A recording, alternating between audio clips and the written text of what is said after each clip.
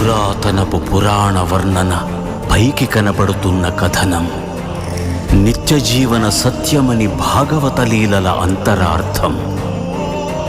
జరుగుతున్నది జగన్నాటకం, జరుగుతున్నది జగన్నాటకం.